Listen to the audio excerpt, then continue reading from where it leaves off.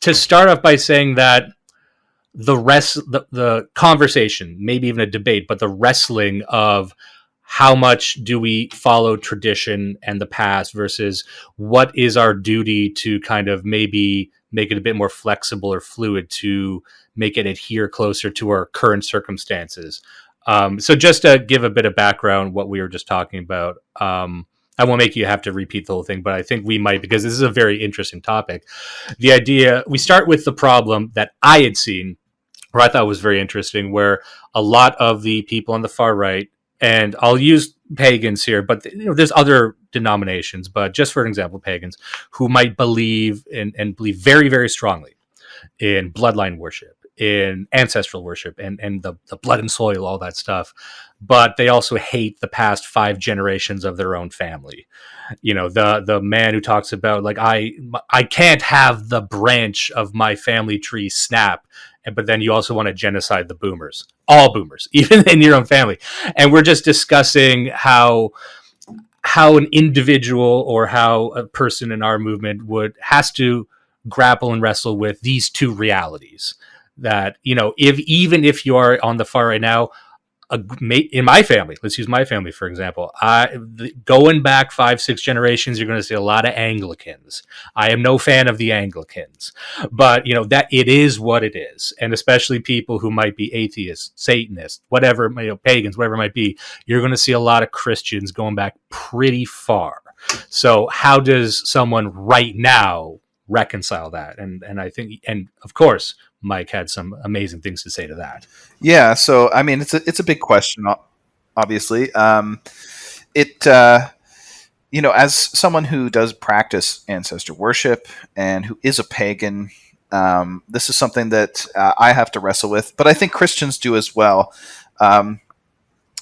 If you are Protestant, you have to reckon with the fact that, in your theological view, many of your ancestors were, practicing a faith that where errors had crept in, and that it had deviated significantly from the primitive church.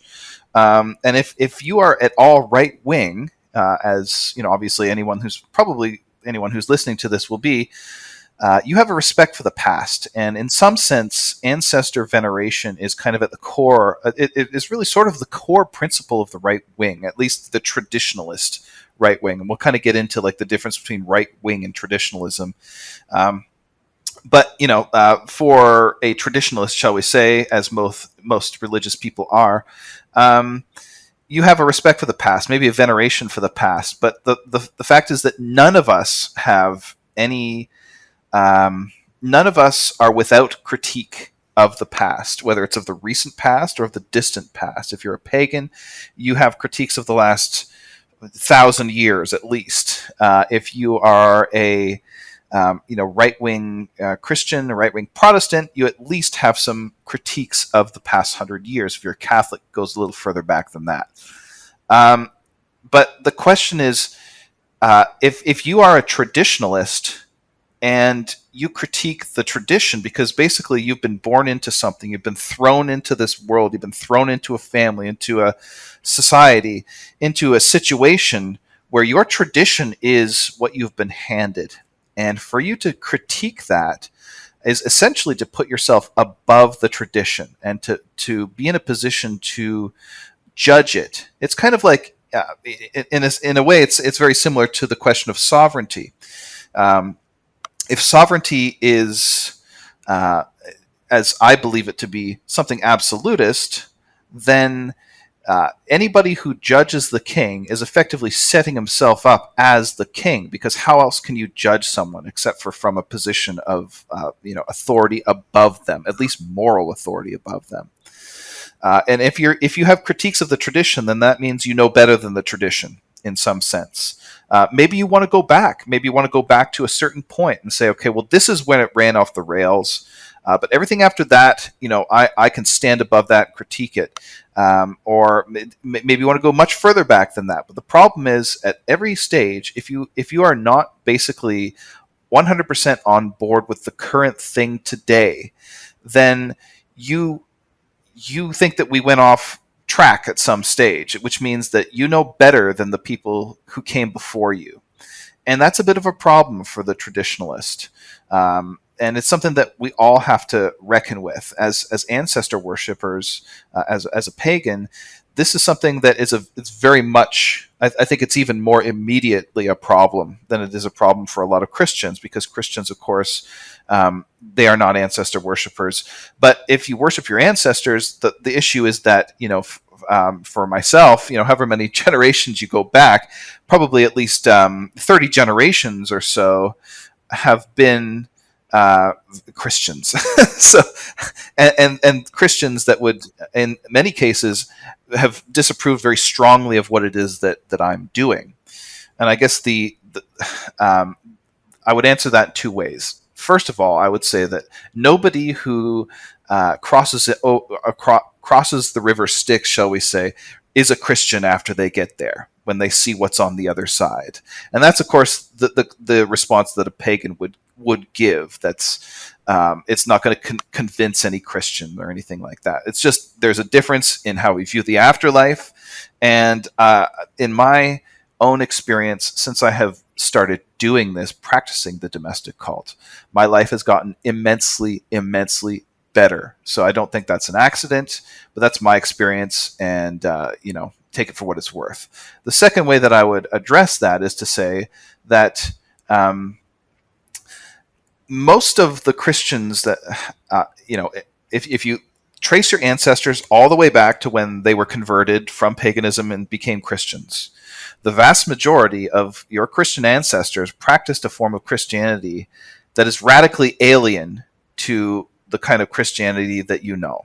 So, for example, if you look at the Christianity of the Anglo-Saxons around the time that Beowulf was written, in the roughly the 700-800s A.D., these are Christians that believed in giants, they believed in elves, they believed in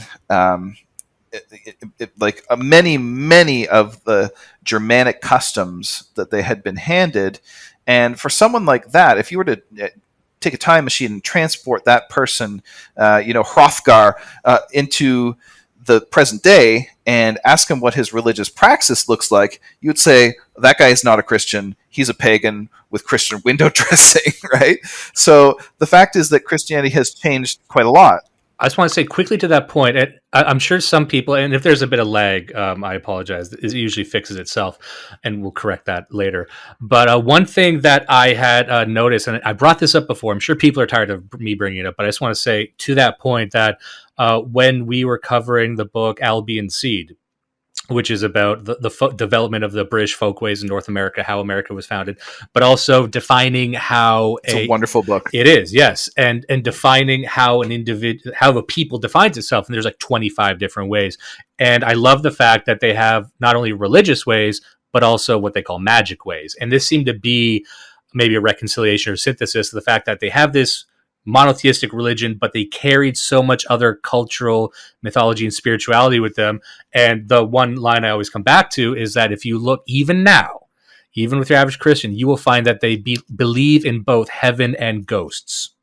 And that doesn't seem to be possible, right? But there's still something inside of them where they believe that the spirit of my loved ones is here in this ground, in this house, in this, and there's all these these metaphysical properties imbued in a very classical, arguably pagan way. So that's still there, not as much as back then, as we're just saying, but it seems to me, like you were saying, that they had no issue kind of packaging these things together. And I always found that fascinating. Yeah, absolutely. Some of them did have an issue with it. Obviously, the Puritans were not fans of anything to do with magic or anything like that.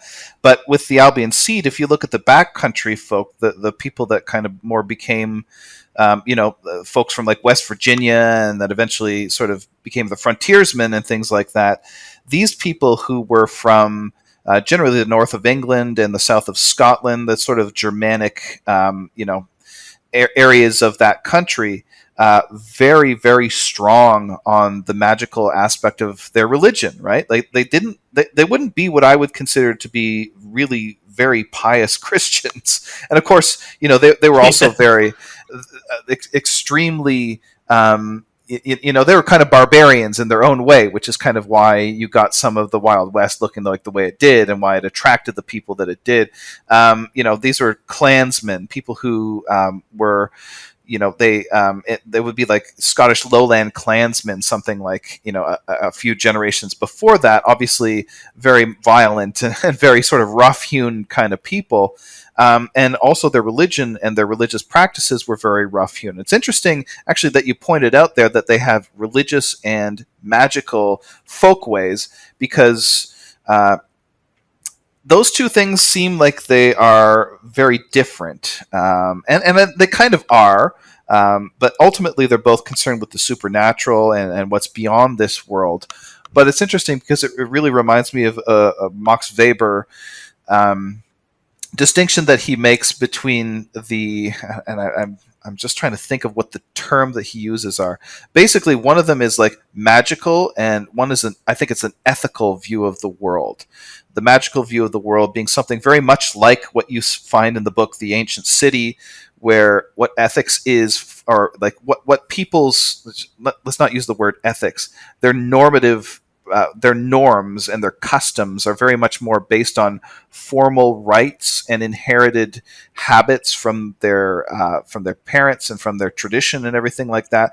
There's very, very little sort of like philosophical thought behind it, very little abstraction of principle that you can kind of draw out of it. It's very hard to sort of draw an abstract principle out of the rites of the domestic cult or whatever. I mean, you can kind of, if you read The Ancient City, you can kind of actually get something like that. But these people would not have had that themselves, because they were very much more sort of like pre-axial in their views. And I see a lot of that more in the magical aspect of culture that you get in, especially from the backcountry folk in Albion Seed. You get a little bit of it from the Cavaliers as well, not very much from the Puritans, not very much from the Amish. I forget what the name, the folks from like Pennsylvania or whatever, but it's very, very strong in the backcountry. Would it be the Mennonites, or is that are they the same thing? Mennonites? There's a word for them. I can't remember what they use, but they're basically like the Amish people from sort of, Ohio, Pennsylvania kind of area. There's four of them, obviously, in Albion Seed. And anyway, two of them are very, very sort of strong on the Protestantism. And obviously the Cavaliers were more like moving towards Catholicism, and the backcountry people had their own thing almost. Like it was a form of Christianity, I think. What's the word? I forget some of the denominations sometimes, but it's the one that you get a lot in Scotland. But anyway, it does not strike me as very piously Christian. There's something very rural and almost quasi-pagan about it. Anyway, the magical aspect is very strong with them. The pre-axial sort of magical conception of norms is very much stronger, and as it was for people in the ancient world, especially in the pre-axial world. The ethical, as opposed to that, with the Max Weber category of the ethical, is very much different. You can kind of see this come in the ancient world, sort of at the beginning, sort of with Zoroastrianism, where you instead of having a domestic cult of the ancestors, where you would basically like practice the religion of worshiping your fathers, going back all the way to the high gods, and that you basically are an extreme formalist, where you just you perform the rites, and it's not really about a whole lot more than that. Obviously, you love your ancestors, you celebrate them, but it's not really about being able to extract an abstract principle of like what their conduct is and why it's good, and justify it on a very sort of philosophical basis like that. None of that is kind of part of that originary magical view of the world. But what does come in is you get this abstraction, you get the universalization.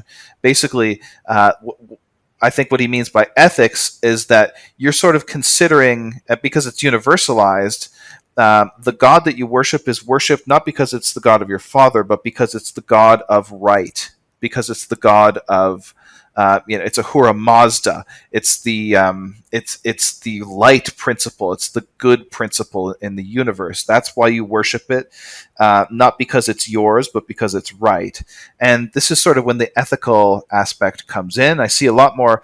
That's a thread that continues through many thousands of years into Christian times, and Christianity is very much strong on this ethical principle.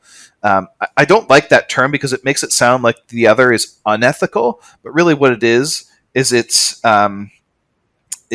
more sort of formalist, and these people certainly had norms. They wouldn't just anything but do what you want. That's not how they live their lives. Anybody who's read the Ancient City understands that. But it's not ethical in the same way that we think of, where each person sort of has their own consideration, their own everyone's an ethical agent. There's nobody who's kind of like outside the sphere of the ethical. Whereas for a tribesman on the on the Pontic steppe, someone who's in another tribe would basically have zero moral consideration for you. You would rustle their cattle and steal their women as your wives, and not to think too much more about it than that. But that doesn't mean. That's not to say that these people is just like do what thou wilt is the whole of the law. Anything but that. But it's a very different conception, and you can kind of see that was it outlined in surviving. the Ancient City as well. Yeah, very much so. And anyways, to sort of draw it to a close here, this has survived very strongly into modern times. And I'm not saying that because we have trans person's story hour down at the library, that's the same thing as what they had 4,000 years ago. What I'm saying is that it survived even into the Middle Ages, it survived even into the early modern period, and it even survived into the 19th century. The very strong magical view of the world in certain peoples, mostly rural peoples, in different parts of Europe. So these things never die. This is something that's perennial in us and will be with us forever. It's not to say that Christianity is just kind of like a thin skin on top of that, but it hasn't erased it by any means. And I think a lot of Christians kind of make the mistake by thinking it has. And that's something we have mentioned on the show a few times, and I've mentioned it, but I haven't really delved too much into it. That it seems that Christianity, in many ways, was mapped on to existing European traditions, and that's why you have such unique manifestations of it once you go across different countries.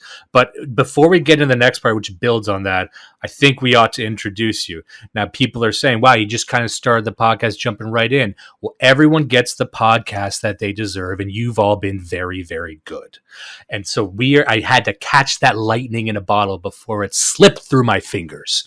Now, we are here with Mike, the founder of Imperium Press, the host of the Imperium Cast, and also the host of Culture Dads with friend of the show, Dave Martell. The subtitle of that being An Age of Sword and Cassette, which is one of the best titles I've seen for anything. And I want to say thank you very much, Mike, for taking the time to be here today. He's a very busy man. Imperium Press has a great many books that have been released this year and more that are coming up. We've covered a lot of Imperium releases on this show, as many people will remember. And it has transformed me into the guy who always brings up the Ancient City, which is not going to stop, people, by the way. If you haven't read it, I'm going to keep saying it until you do, so you might as well read it now. But there's a great collection of other books there that I'm very excited to see what's happening in the future. And Mike, thank you very much for being here today. Well, thanks for having me. It's my pleasure to be on here.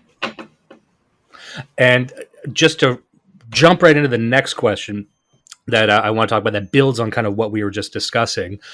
I find Imperium Press, not just you, but the organization Imperium Press, seems to be striking a very interesting synthesis between Christianity and European paganism. For example, of the great pagan books that have come out through Imperium Press, but also Joseph de Maistre, also some of these other books, and also yourself being on the more pagan side. But I believe Mr. Joel Davis, who is the editor of the Firstness Journal, is a Catholic. So I found it very inspiring that you could have not only a ideology but also a functioning organization that can exist with these sorts of components.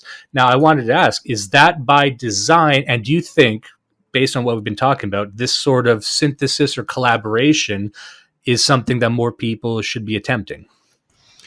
Yeah, I think it is something that people should be attempting. There are fundamental differences in our worldviews between Christians and pagans that are irreconcilable, but there's a lot of common ground that we have as well. Of course, not just a shared history and everything like that, but as we've just been talking about, Christianity bears a very very strong stamp of paganism, and unfortunately, I think a lot of people don't really want to hear that, but it's the case. There's a lot of paganism in us yet. So there is a kind of synthesis that's possible. I mentioned before Beowulf. If you read the book Beowulf, you will see a good example of this.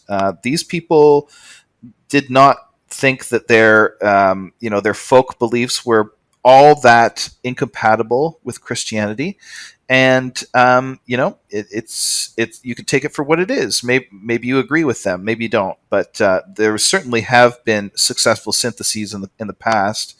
As for Imperium Press, it was nothing sort of conscious where we kind of decided as a strategy where we're going to straddle this line or whatever. The fact is that I'm not a Christian, but I think I understand Christianity a bit better than quite a few pagans, and I think as a result of that, I respect it. I certainly respect a lot of the Christian intellectuals that have, as the greats that we've had through many, many centuries. There's too many to list, of course.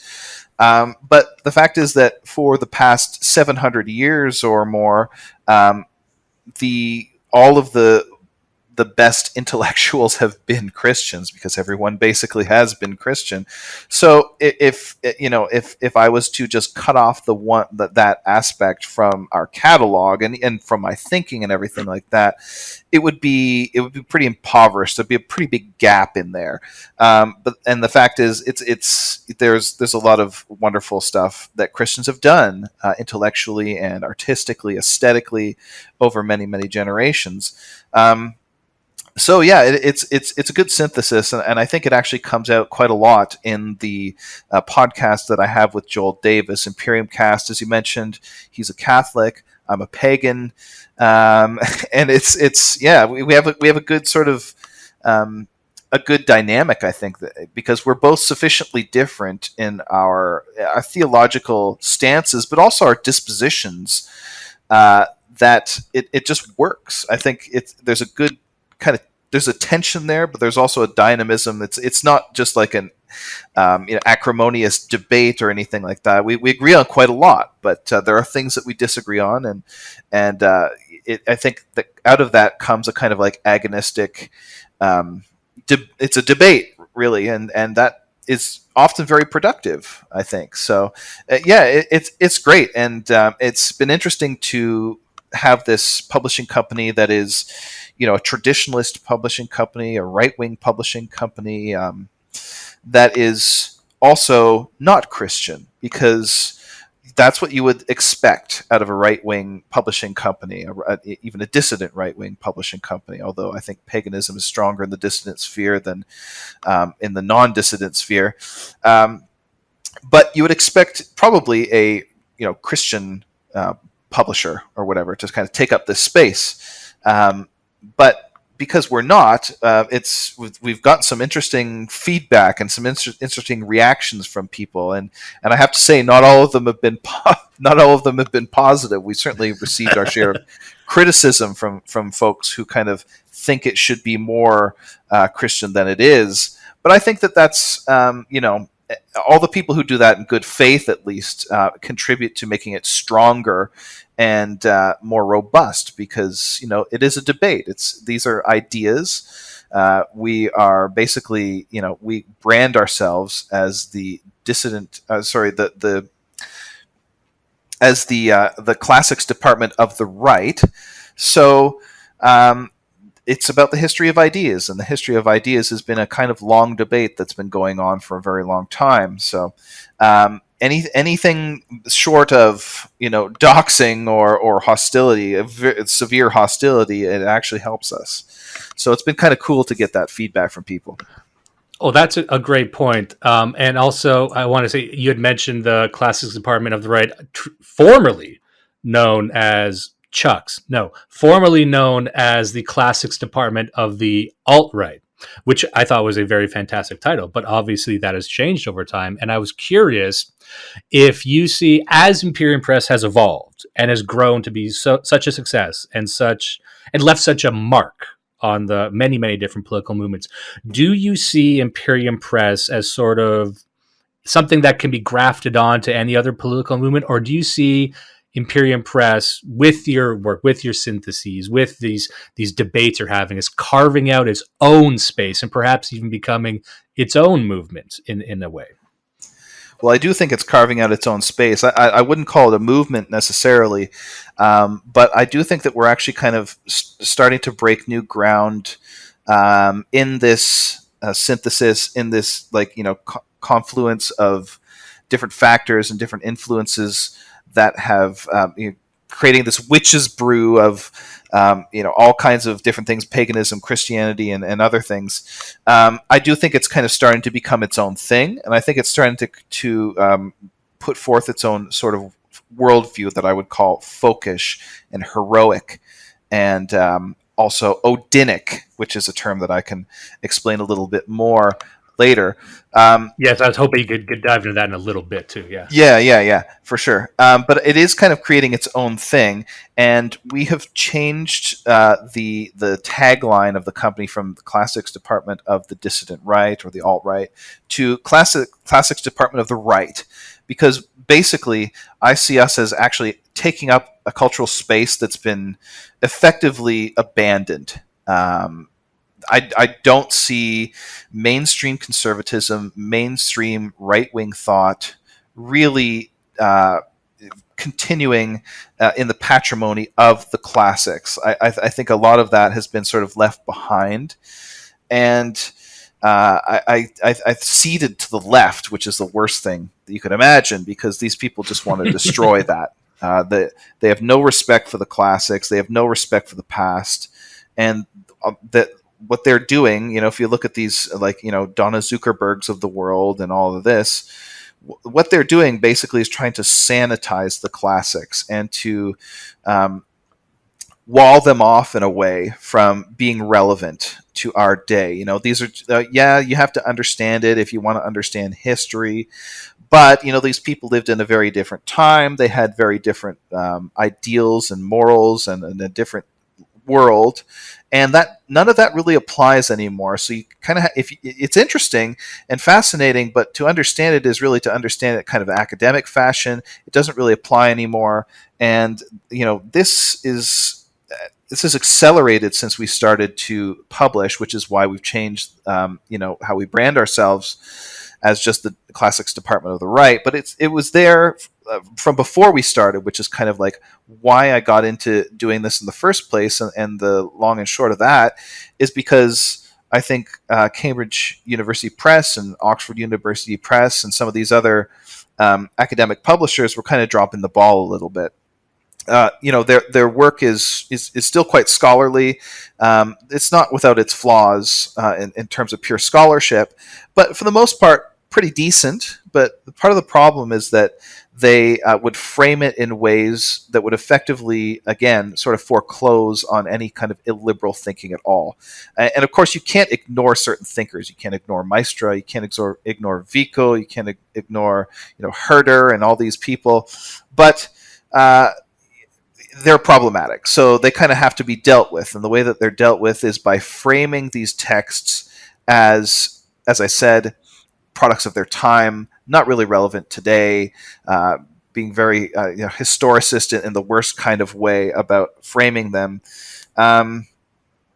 and it's not doing justice to the It's very text. egregious once you're actually in these institutions to this point where they will have some academic rigor and say, okay, we're going to present the work. But if you can imagine being in a classroom where the teacher starts off by saying, okay, we're going to cover this book, but first of all, you need to understand that it's stupid and wrong. But we need to cover it anyway because it's important. And then your hand might shoot up and say, but wait, if it's stupid, why is it important? And then you will get shot in the stomach. That's pretty much the relationship we have with these sorts of things. They'll say, yeah, it's foundational, but then you'd be thinking, oh, so it must have been right about something. No, it's like, oh, okay, this is a strange space to be in, right? Yeah, it doesn't really make any sense, does it? You could imagine something like this in an engineering course or whatever. If you're studying, fluid dynamics or something like that, and you're about to learn about like this, some sort of law, like the first law of thermodynamics, and then it's like you have to know this or you won't understand anything else. But it's wrong and stupid, and you should just ignore it. It's like nobody would take that seriously at all in a hard science, but it's kind of just passed over as acceptable in the humanities. And this is kind of why, I started seeing this happening quite a lot back in 2015, 2016, 2017, stuff like that. And it's gotten way worse since then. So it's very, I think we've been vindicated in starting up the publishing company because of that. But I started seeing it quite a long time ago and thought to myself, well, this is somebody has to do something about this. Because it's just ridiculous. Like, again, it's if you've tried to do this in a like a physics course or something like that, you'd just be laughed out of the lecture hall, basically. But it passes for acceptable in history, in philosophy, in so many of the other disciplines that are hard, like they're not sciences, but they are technical disciplines that require a long study to master. So it's just not acceptable, basically. And this is why I consider us to be now the classics department of the right in just a general sense, because I think a lot of this cultural space has been ceded to people who just want to destroy it. Well, I'm also interested in, as we describe this as the right, perhaps very broadly, I do agree with everything you just said. And for people who would like to see this sort of take extended to other media, for example, even if you're not a big reader, this is essentially what someone like Alex Kurtzman would be saying about Star Trek. To make it maybe relevant in that sense, where he has said on record that it is the job of sci-fi to take the past and reimagine it or rework it to fit current attitudes. Now, this might seem like a silly pop culture example, but this is a movement from, perhaps it's just the left, perhaps it's broadly liberal, but to take the past and not only add the disclaimers that we're talking about, but to retell the stories, which is what you're seeing in popular media. And many people on the right will throw up their hands and say, this doesn't appeal to me. I actually don't care about any of these dumb movies or cartoons or what Pixar is doing. It's like, well, your kids are going to, and that is why it is relevant. And so that this idea of having to rework the past to make it relevant is a direct attack on the past, a direct attack on tradition, and which is how you end up with so many young people saying that I was told to love my ancestors, but to believe all of my ancestors were wrong about everything, which is kind of what you believe if you believe in sort of natural science progressivism, where I'm like, I am the smartest and most capable person across 25 generations. That sounds crazy once you frame it like that, but that's kind of what people believe, and that is what is being reinforced in many ways in popular culture. I was just going to say, this is what I loved about Imperium Press when you said that, which is preserving the classics as they were written, but also trying to translate as closely as you can to the actual meaning. And I believe that, I'm not a linguist in any way, but to translate properly, you must really understand what they were going for. And I know Norm Macdonald made a good point about impressions, that you can't do an impression of someone if you hate them. That's how you get Alec Baldwin doing Donald Trump. It's just ugly, it doesn't work. You have to have an affection for the person you do an impression of for it to work. Similarly, I think to translate properly and to teach properly and to bring it to the people, you actually have to like what it is. And if you don't like or believe in it, you're not going to translate it properly. And even if you're not consciously doing it, you'll make these little errors and make assumptions about their intent, where you subtly start divorcing it from what the actual meaning is. Yeah, absolutely. And this is done on many, many levels. It's done whether in literal translation from one language to another. It's also done in translating things from the past into new mediums, like translating, say, folk tales into movies, or into like more modern retellings and things like that. And I noticed some of this when I was, because I did the translation of Joseph de Maistro's our volume, Major Works Volume 1, which is 3 books of his in one volume. I did the translation, and I did notice here and there that the translation that was done by McGill Queen's University Press was not quite accurate in some ways. And it wasn't, I think it was not in ways where it's just like, the translator had a different interpretation or made a mistake or something like that. I think some of it was to kind of soften Maestra a little bit, and to kind of turn the meaning towards something a little bit less problematic. So I jotted down an example as I was translating, because it just kind of hit me, and I pulled it up here. I'll just read our translation. It goes, because the assemblies of Charlemagne's time would have been co-legislators, should we conclude that they must be so today? No, undoubtedly not, and the opposite conclusion would be far more sensible. So basically, what he's talking about is the unity of sovereignty, and the idea of popular sovereignty, basically of the assemblies choosing the king and being sort of co-sovereigns with them. Obviously, Maestra, being an absolutist, is against that, and he makes a very strong case there.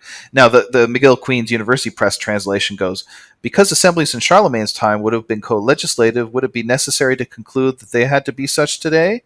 Not at all, and the contrary conclusion could well be more sensible.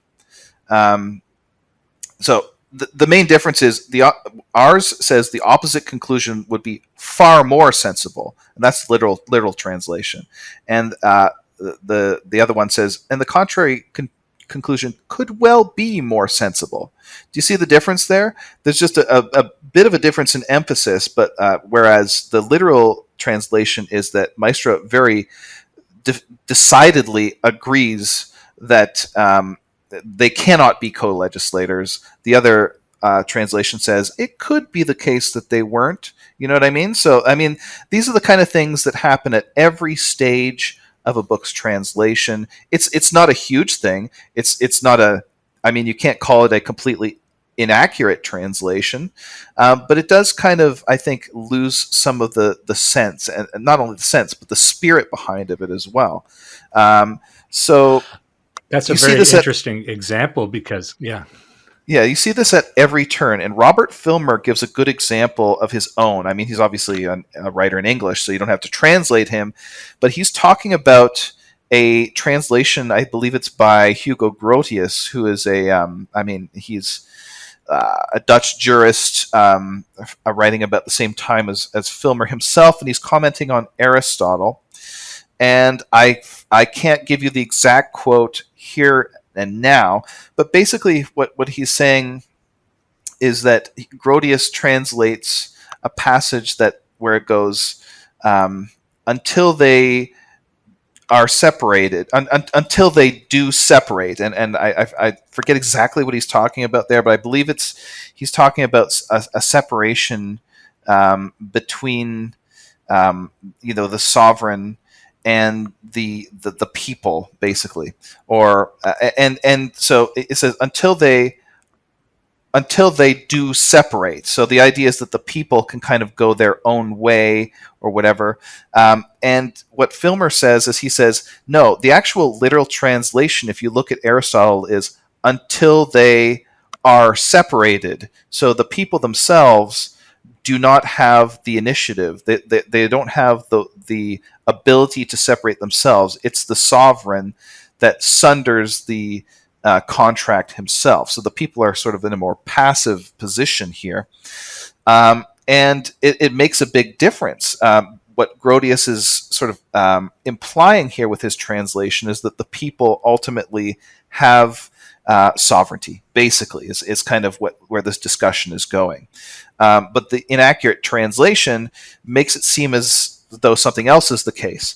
And when you read books that are translated into English from, especially from ancient languages, or you think about a language like, if you're translating the Tao Te Ching from Chinese, archaic Chinese, there's an enormous amount of interpretive work that goes into translating that text into English. You have radically different translations from the same textual source.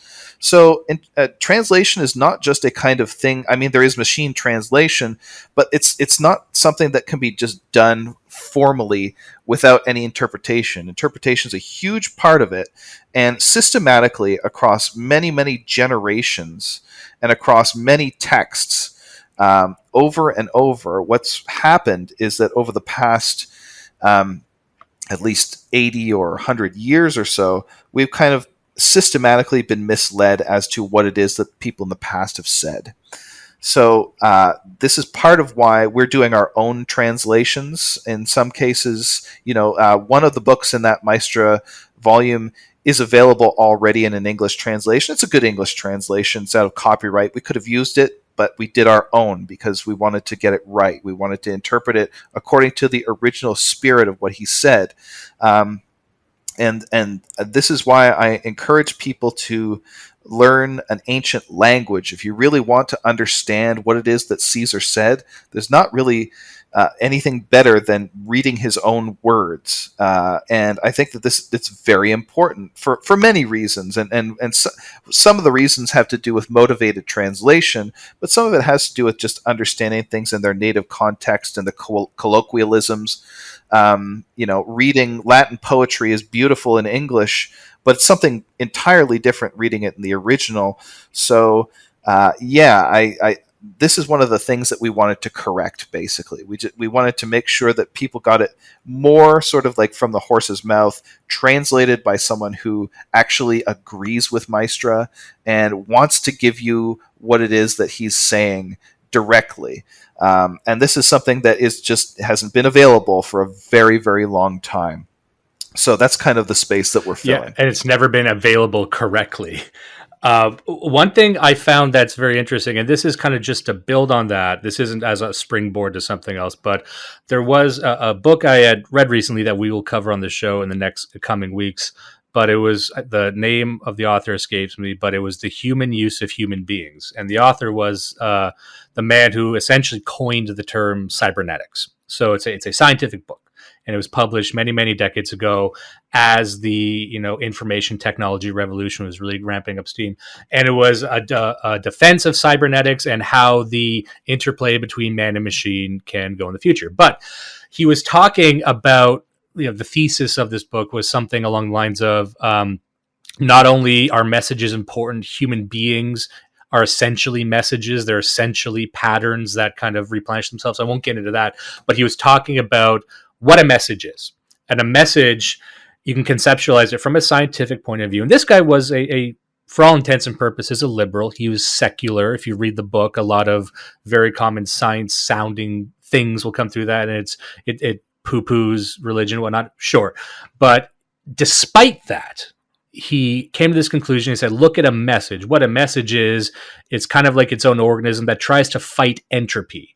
But the problem with messages, as they're sent, they are entropic in the sense that they do decay even as they're being sent. So that's what language is, and that's what separates human language from animal language, that we have finer detail and finer defense mechanisms of our messages to prevent them from just losing their meaning in transit. However, what he did, and this is why I bring this up, was he said, look at what a message is. There are actually multiple components to a message. There is the phonetic term, which is kind of what animals do. It's phonetics, it sounds, and sounds have meanings. But then there's the literal, what it says it purports to mean, which can be also lost over time. But the level below that, and he says this is almost more important, and this is what makes human language so unique across the languages, is the semantic meaning. And I really think that's what we're trying to get at, that once you look at what a message is from a scientific point of view, it's very fascinating. The idea they could have a message within a message, that's almost like a way of encoding something deep. This is where you get double speak. This is where you get double entendres. Something can literally mean one thing, but everyone kind of gets that it's something else, and they can take it apart in their head, whereas other people might not catch that at all. So I think from a scientific point of view, from an anthropological point of view, what I think we're seeing from, let's call them the left, is an attack on semantics. It's an attack on the acknowledgement that there might be some added context, some added meaning, some contextual meaning that makes it more relevant in a certain direction. If you just cut that off, then you just keep it literal, maybe it means something completely different. Because we don't know, even as we are writing now, as we're all writing our own little political stuff, it's difficult or impossible to imagine how not only the language, but how the minds will be in 100 years.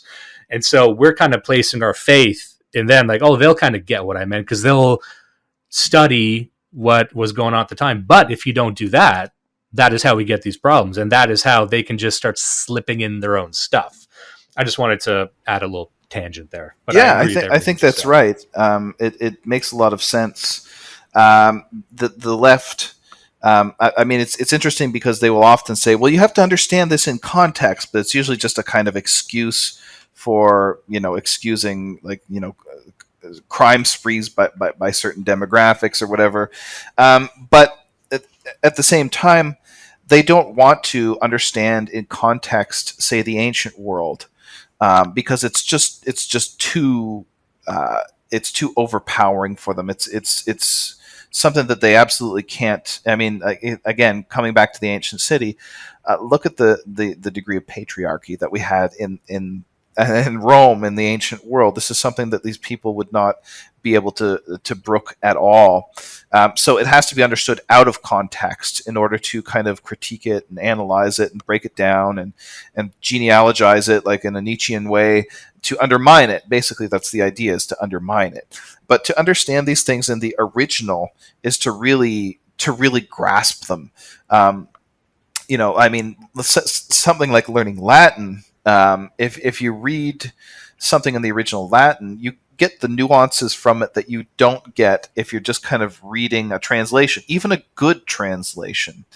The example I give all the time is the concept of the mos maiorum, which is normally translated as tradition, but actually what it means is the custom of the ancestors. But it's more than that. Maiorum, which is cognate to our word major, means your superiors. So it's the custom of your superiors, basically. What tradition is it's the same structural equivalent of what the bug man now worships as science. This is something that he could not, even in his wildest dreams, oppose, because it is just, by definition, the epistemic authority, right? It's the custom of the people who are better than you. It's the custom of your betters. Your ancestors are your betters. This is the thinking that these people had, right? This is baked into their language. Another example would be the religion that they had. It's interesting because, I mean, we call the religion that the West has had for a long time Christianity, and there's Islam, and there's Buddhism, and there's Judaism, and all these others. What was the name of the religion for the ancient Romans? Most people don't know what it was called, but they did have a name. It's called Parentara, and it's obviously the word parent is in there, so it's a form of ancestor worship. It's a form of, it's led by the family father, the paterfamilias, and all that. And it means the domestic cult. It means the family worship, but it means more than that. It also means to avenge your father. That's the same verb. It has those two connotations. So to practice your religion is to avenge your father. So if there is, if there is something to be avenged, it is actually a religious duty that you do so. And these are the kind of nuances that you don't get if you don't read the original language. And more than that, if you don't kind of know the network of connotations and different meanings and shades and everything like that go into knowing a language. It would be kind of like trying to read Shakespeare just by, if you were, if you only spoke Hindi, by using an English to Hindi glossary or a translation. Like if you tried to read it with an English to Hindi dictionary, you wouldn't get all the richness out of it that you would if you were able to read English. So there's, by all means, absolutely, everyone should be reading Cato the Elder. Everyone should be reading Caesar. Everyone should be reading all of these Roman and Greek authors. But it's worthwhile to learn the actual ancient language itself. It's worth the effort. It really, really is. Guys are obviously very busy, and there's only so many hours in a day, so I don't expect everyone to be able to do that. But it is something I would recommend, because you can get like 90% of it from a translation, but the last 10% is really where a lot of the richness kind of comes in.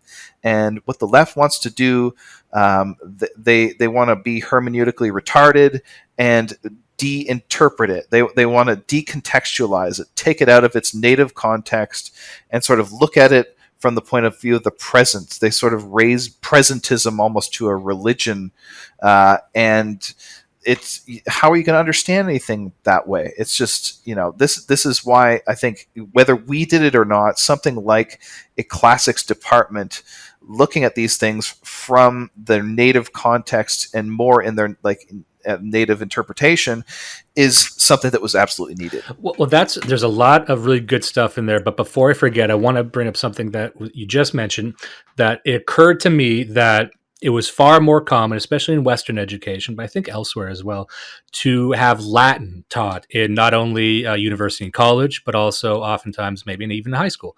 Now, do you believe that the absence of Latin in that education has had a negative impact based on what we were just talking about? Yeah, I absolutely believe that it's been detrimental.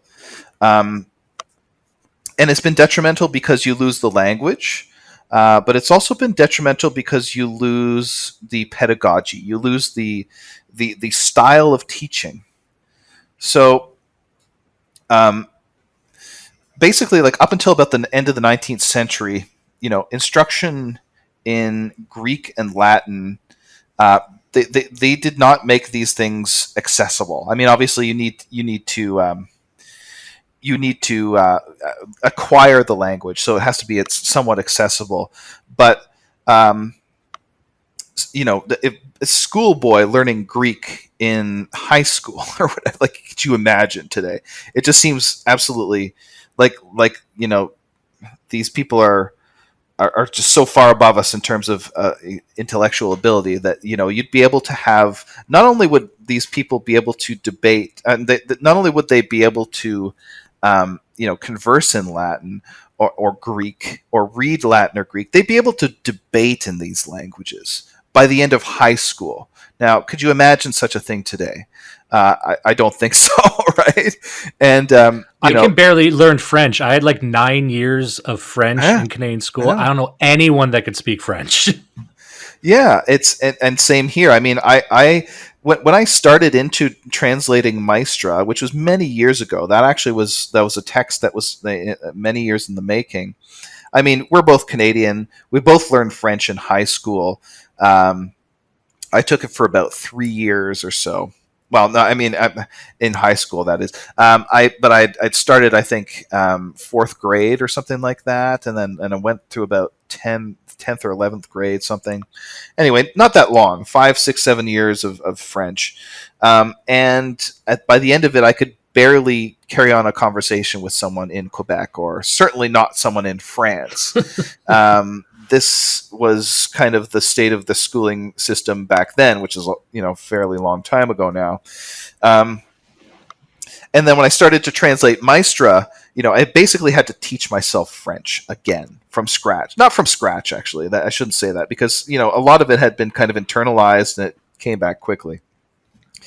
But certainly I was no language wizard like some of these people. Like John Stuart Mill apparently was able to speak Greek by the age of I think 7 or 8 years old, which is just like I can't even think about that really.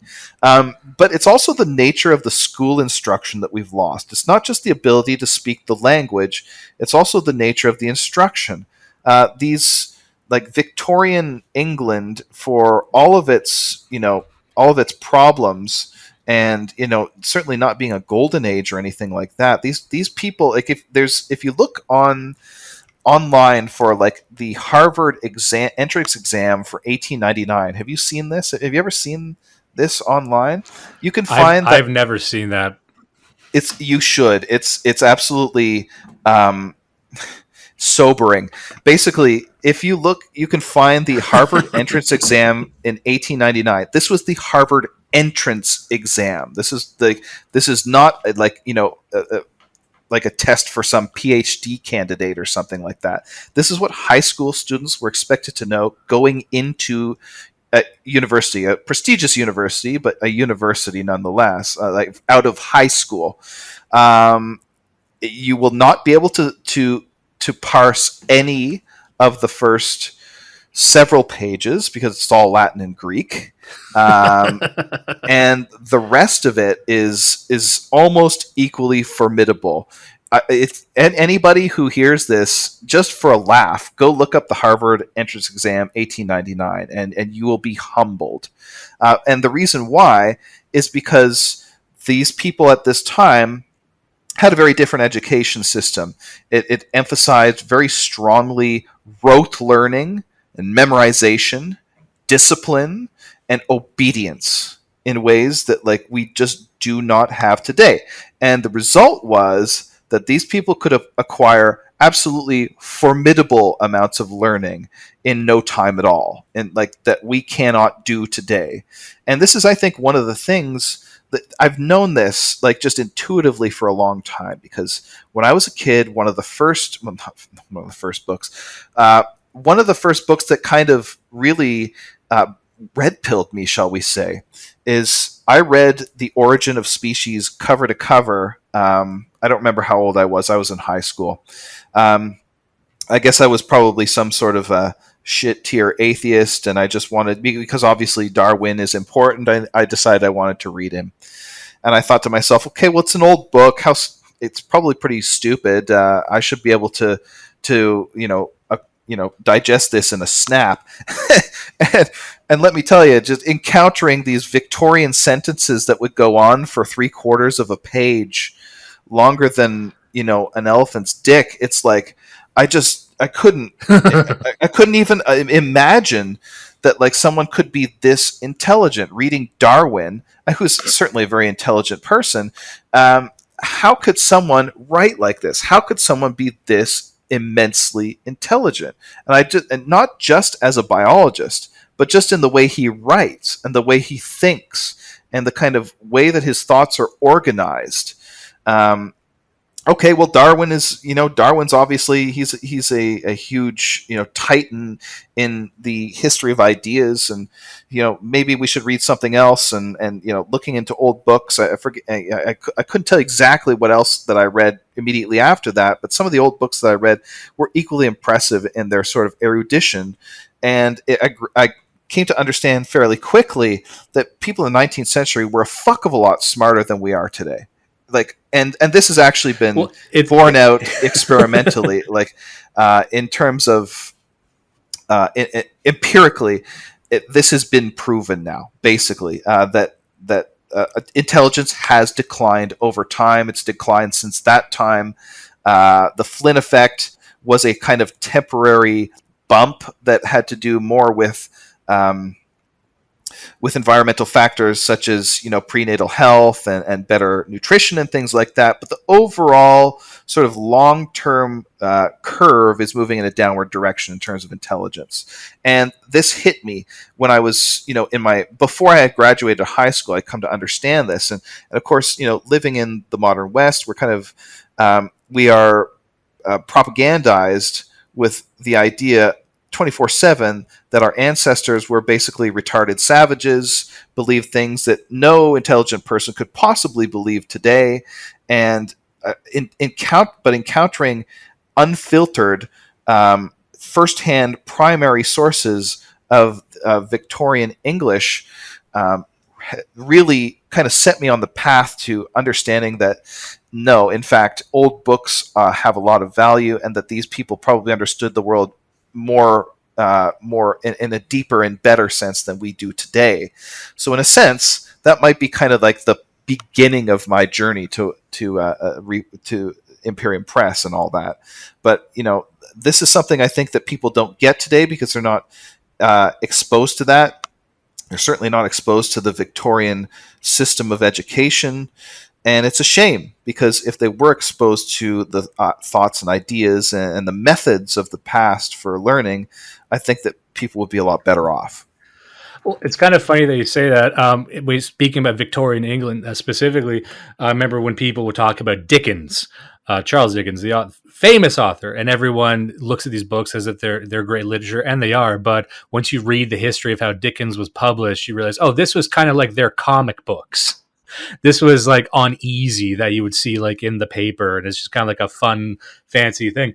And I just to that point, you and me sound like we had very similar kind of upbringings, because in high school I did very much the same, and I don't know where it came from. I just had an interest, and maybe that's just because we're nerds, and this wouldn't appeal to many other people. But as a nerd, I'm like, I want to know how the world works, because that seemed obvious to me. Like I want to figure out how this thing called the universe works, and then you start reading it, and then it's hard to describe what it's like hitting a wall like that. Like for me, I picked up Leviathan by Hobbes. I'm like, yeah, this is Right, yeah. that's kind of a big deal. And I open it up and I'm like, I don't know what this is. Like, I don't know where to begin parsing through this. And like you said, you're confronted with a sentence that takes up maybe 2 pages. Sometimes reading old, even old philosophers, you're like, something's strange about how my brain is built, because I can't take in that much information, and they must have been able to at some point.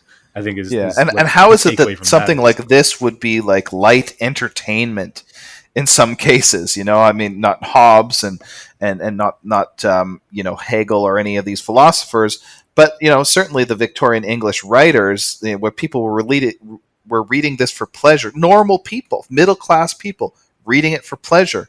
And today, it's something that would have to be studied at the undergrad level at least to be able to be understood.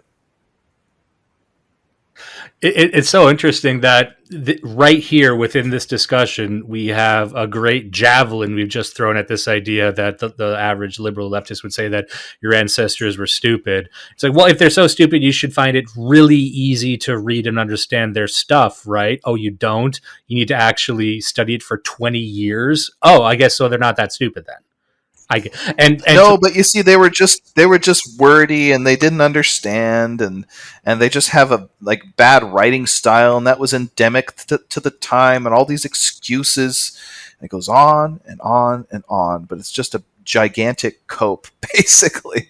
I mean, I couldn't deny it when I first started reading old books, which is long before I encountered Moldbug. Um, I was just basically humbled by them. I could understand enough to kind of get it, but I certainly had a lot further to go on the journey. And actually, I'm remembering now that about the same time I picked up a copy of Origin of Species, I also picked up a copy. I still remember the cover of the Penguin Classics edition of Aristotle's Metaphysics. And let me tell you, I I know the think one, yeah. I think I got through the introduction and maybe partway through the first chapter of the first book before I realized that I was just at sea. I was just adrift, not picking up any of what he was putting down. And of course, that's a tough slog. That's that's not a beginner level text or anything like that. But going back even further to the ancient Greeks, I mean, these people are, in the popular imagination, basically barbarians. To encounter something like that, and just to be so stonewalled by it, was again very humbling experience. And I think all of this, because obviously you go through different phases in like what it is like. At one stage, it's like I'm trying to read about metaphysics because I have a sort of um, a desire to understand the world in a kind of mystical sense. I thought that this was what I was going to get from Aristotle, this mystical kind of whimsical explanation of like Yeah, yeah. what life's all about, bro. And I Like got Lewis something Carroll or something. I got something a little bit different than that. I thought I was going to get something that the hippie bros from down the street would be kind of telling me on one of their acid trips or something like that. Got something very different. And of course, you move along, and then not so much interested in literature and more interested in music and doing other things and whatever. But it's in there. It's already in my imagination. I've already kind of digested it that old things are maybe better than new things, which is the exact opposite of what you're supposed to believe today. And at that point, it certainly wasn't a Moldbugian convert to like the read old books injunction, but it was in there. It was like the seed had been sown, and there was a sort of much longer path to travel to get to where I am today. I think that was kind of where it started, really. Yeah, and similarly, I you started with maybe perhaps Charles Darwin. I started with I think one of the first ones. I got into Nietzsche as like a 15-year-old, and Oh I'm my doing the gosh. pantomime of a smart guy. So I still have the books. I've carried them with me this year. So imagine me as a teenager stroking my chin, furrowing my brow, going, yes.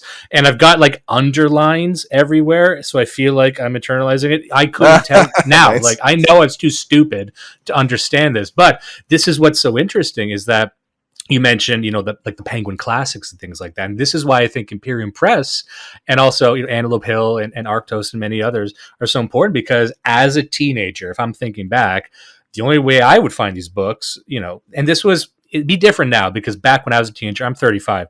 So back when I was in high school, this was pre cool internet. The internet was still, we had instant messaging apps, but most of it seemed to be functionless for most people or too weird.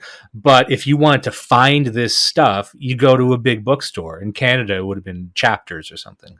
And then it's pretty much just a Penguin Books outlet. So if you want the deeper cuts, if you want anything like that, you actually can't really find them online. You can maybe go to a weird old bookstore where a wizard man runs it, some guy who treats you with hostility when you ask questions. Other than that, you can't find this shit. You don't know where to turn, and so you're trying to vacuum up all this information you can. But that's why I think that things like this are so important. And I'm trying to imagine if I'm a guy 17, 15, whatever it might be, there's so much more opportunity for learning than there would be probably. I don't know how old you are, but I think you might be around my age. So much more opportunity for independent research than there was. A lot of people talk shit about, oh, there's too much conspiracy, this and that. But I'm like, I look at this from, a boomer brained 30-year-old where I'm like, if I had this much access as a kid, forget about it. I would be 10 years ahead of where I am now. Think of how weird and esoteric we could both be right now. Yeah, no, well, I look at a lot of that stuff as kind of just ways in different paths toward the kind of broader stream of what we're kind of putting together in terms of a worldview. And I mean, we're a publisher, we're not an evangelism organization or anything like that. But there's a kind of worldview that's starting to emerge with the selection of texts that we have and everything like that. I look at a lot of that stuff, like the Alex Jones tier kind of conspiracy stuff, as a way into what we're doing, which is, I think, well, I hope it's a little bit more serious than Alex Jones, but that's all kind of valid stuff, even if it's not true. This is how some people get into it, right? Like, part of my journey into like reading old books and just not being an atheist or something like that, it was through Western esotericism of a very kind of weird kind, and not even alchemy and whatnot, but like meeting meeting certain people that would that were into like stuff like dabbling in Kabbalah and things like that. In a very dilettantish way, but that this is the kind of thing where it's like it's this secret of the universe, this almost master key that allows you kind of unlock the secrets of reality or whatever.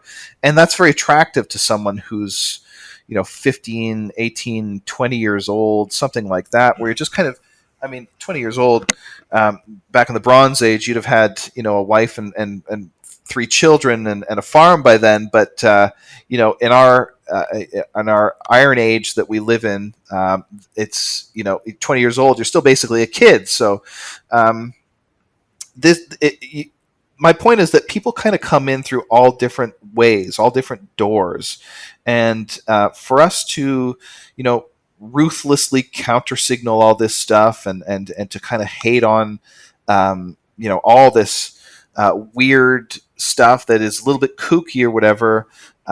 It's not really it's not really attracting people our way. And of course, we're not trying to be the um, most popular book publisher on the planet, but this is where a lot of people's journeys begin. They begin in strange places, and they lead you towards something that's a little bit more substantial. So hopefully, we can provide people with some of these ways in. One of the things that we're going to be doing in the next year or so is actually putting out a series of texts, and I've got a book that I'm writing myself that's going to basically be for like they'll be very digestible and short text on a specific topic that's of interest to people in our circles. And the book that I'm writing will basically be a summary of a lot of the ideas that have been floating around the dissident right. The book I'm writing is kind of like aimed at people who are like 100 IQ people, normal people, right? The man on the street, because he needs the stuff as bad as anybody else. I think, right? I think Yeah, becoming more of a sort of vanguardist thing, but at the same time, uh, normal people need this too, and I think we have a duty to give it to them. I agree. And one line that I always keep coming back to is, can I explain this to my mom? And if I can't explain this to my mom, I have a failure of understanding. And if you to make it relevant and to make it interesting, and I find when Absolutely. that's what we try and do with our show in a lot of ways, which is we read a lot of these old books and it's like, okay, let's where the rubber meets the road, where you're in your everyday life. Why is this relevant? Why is this actually interesting to you? And we try our best at that. But that's something that I think, even if we are a vanguardist party, which a group, let's call it, I think we do need to have a way to interface with regular people, and this is why I think what you're doing is very good. Because what I find over time, and I'm not throwing any specific person under the bus here, but I do find that there is a growing hostility. I'll throw one person on the bus, Richard Spencer, but but as an example, what I'm talking about, a growing hostility towards the everyman, or the right, or we might use the term normie, and a sort of, you see yourselves as the aristocrat, where I just don't even recognize their importance. I'd rather they go away.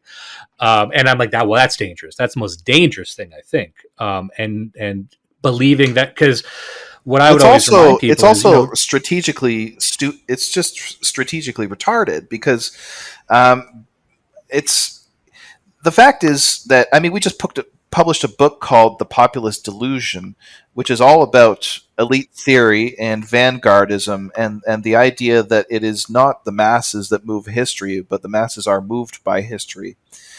But at the same time, an elite vanguard needs a tool, and that tool is going to be the weight that normal people will throw behind you.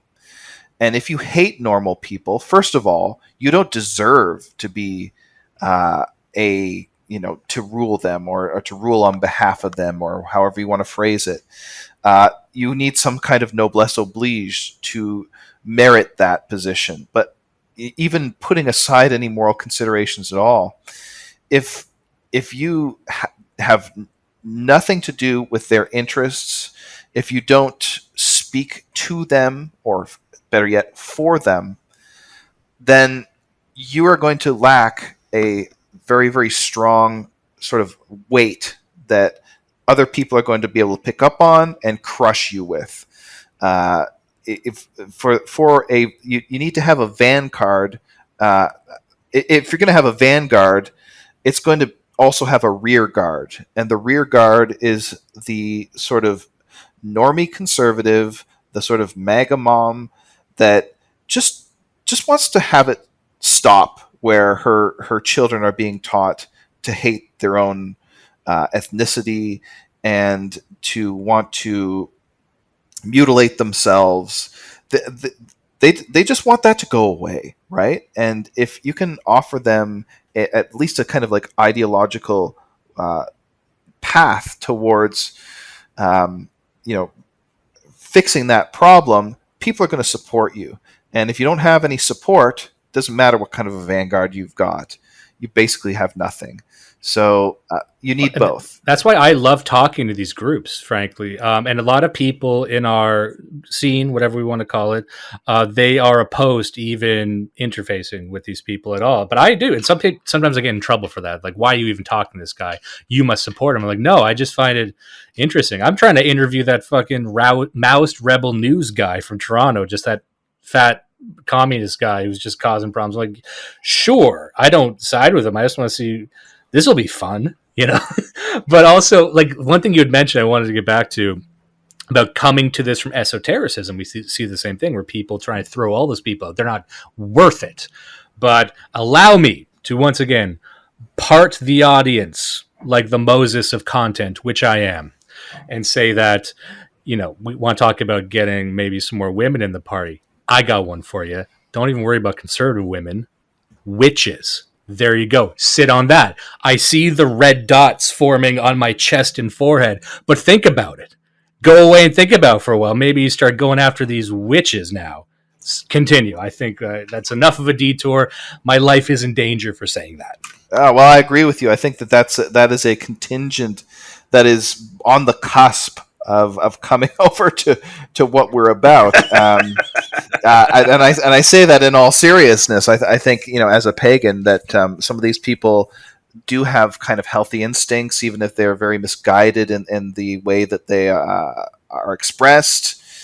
Some of them are just there to hate everything that is hegemonic, or what they think is hegemonic. In the 1980s Reagan world that they still inhabit. But many of them are just sick of not having any connection to their sort of native and deeper spirituality, to their deep history as a folk. And not all of them even recognize it in these terms. I do think that there is a kind of there is a hand that could be extended to some of these people.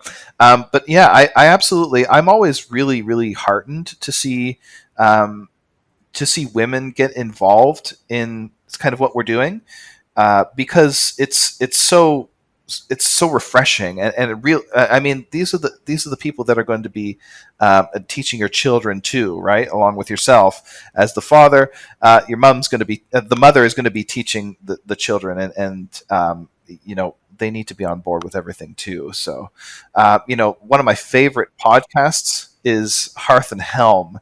I don't know if you know Hearth and Helm, but I watch every episode because it makes me.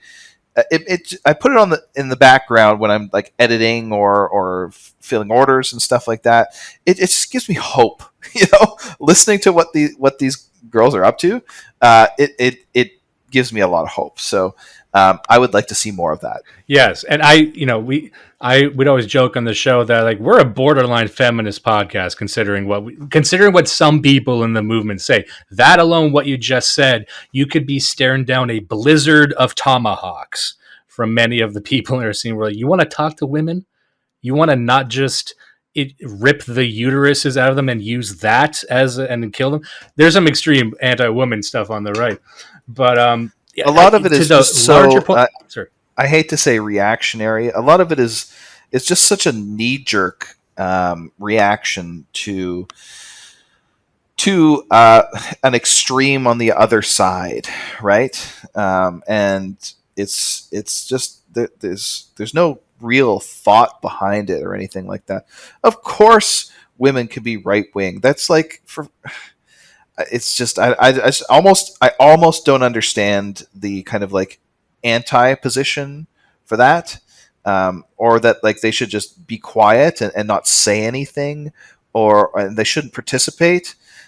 That's just stupid. I'm sorry, it's just stupid. But anyway, I'm sorry. Go on. What were you going to say?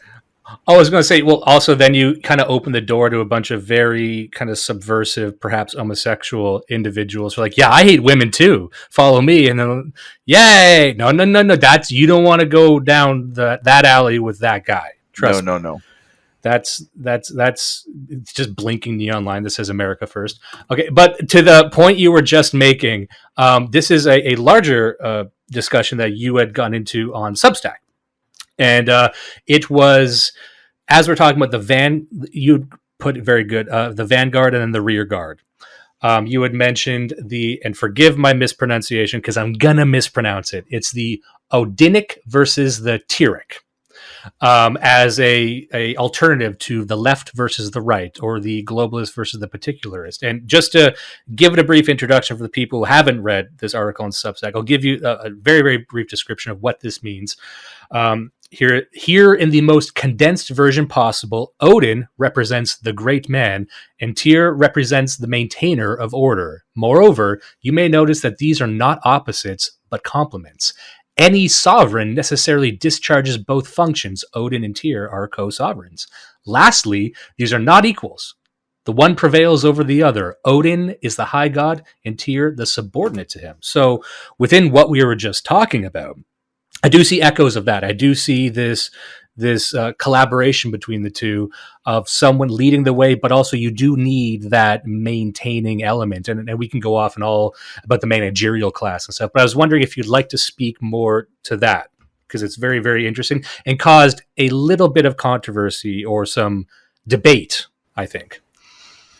Yeah, so the Odinic and Tyrrhic they're not political categories. These are theological categories that are, I think, deeper and prior to political categories. They're also kind of orthogonal to the left and right. Now, I think left and right don't really explain a whole lot, and I don't think they're that useful. Like, they're useful enough to be able to talk to someone that watches a lot of Fox News or CNN, or even people who kind of read you know they read something a little bit higher brow than that, like the American Conservative or something like that. But they're not terribly useful because you have on the one hand something like Italian fascism, which is a right wing movement, I think, by all accounts, unless you are a dyed in the wool libertarian. Maybe you regard it as left wing because, it says that the state should do things. But most people think of that as being a right wing movement. Now, it's a right wing movement that grew out of anarcho syndicalism, which is a left wing movement, decidedly a left wing movement. Most people would consider that left. So, how does that happen? How do you get the most right wing thing, nearly the most right wing thing imaginable, through this, filiation from one of the most left wing or origins that you can imagine? It just doesn't make a lot of sense. And left and right, they kind of they're a very low resolution way of understanding political reality. It works, but it kind of works in a very rough sense. It's kind of like trying to measure everything by the meter rather than by the millimeter. You don't really get a great. I mean, you can kind of measure some things at the broadest level, but it can't really zoom in very well. It doesn't really provide you with much resolution. I think that there are better categories than left and right. You mentioned globalism versus I think you said universalism versus particularism, but you could think of globalism versus nationalism. Those are more useful still than left versus right. But then you've got this theological category I have called it the Odinic and Tyrrhic, but this is because the originator. This is not my concept. This is a concept that comes out of Georges Dumézil's book Mitra Varuna, which is a book about comparative mythology, Indo-European mythology. I did not invent this or discover this. Dumézil did, but I've named it Odinic and Tyrrhic because those are gods that are more familiar to us than Mitra and Varuna, that almost nobody knows who they are. And yeah, as you described, Odin is basically the great man. He is a kind of explosive, revolutionary, dark, dangerous figure. He's kind of an ecstatic figure. Odin and the Odinic, as a theological category, political category, social category, is kind of what you get in unusual historical time. The Odinic only rears its head every once in a while. Many people live their entire lives and don't see the Odinic. It's something that happens typically during revolutions, say, or collapses. This is what the Odinic is. It's basically kind of the founder. It's the aspect of our social life that is generative of the social order. It's where the social order begins, and it doesn't always begin in a place that's nice or orderly. It's actually, Odin is the god of frenzy. He's the god of divine disorder. And the idea of divine disorder is something very, very strange to many people, especially many Christians. I've never heard that before, but I immediately like it. Yeah, well, I think a lot of us do. I think a lot of people that are kind of our persuasion are just attracted to that. And this is why towards the end of that the article, I say we are actually the Odinic right. Most people, I think, that kind of believe what we believe, think what we think, and just feel what we feel are attracted to that. So that's the Odinic. The other side of that is the Tyrrhic, which is what most of history is. Most of history, this is normal time. This is kind of like, okay, think of like the excuse me, think of the Lord of the Rings. The beginning of the Lord of the Rings is the exposition of the Shire, basically. You start out in the Fellowship of the Ring, and it's Bilbo Baggins' 11st birthday. What this is doing is it's kind of giving you normal time. It's giving you the baseline. This is Normieville, right? This is where the man in the street lives. This is where the hobbits live. This is what peace looks like. This is what normality looks like, right? This is the kind of Tyrrhic, and the Odinic is the rest of the story, basically, where you go on the trip to Mordor. But you can imagine through the rest of all the ages, the second and third ages in the Tolkien world, most of that would have been existed in Tyrrhic time. And of course, in the real world, in history, this is what the Tyrrhic is. So, I mean, other than just describing it as the normal default, what the Tyrrhic is it's the maintainer. Basically, the domestic ancestor cult, for anybody who's read The Ancient City, the ancestor cult is the Tyrrhic. That is the most Tyrrhic thing that you can imagine. It is the ultra-traditional, ultra-formalist, ultra-exoteric, everything about the letter of the law, and not so much about the inner spirit of the law.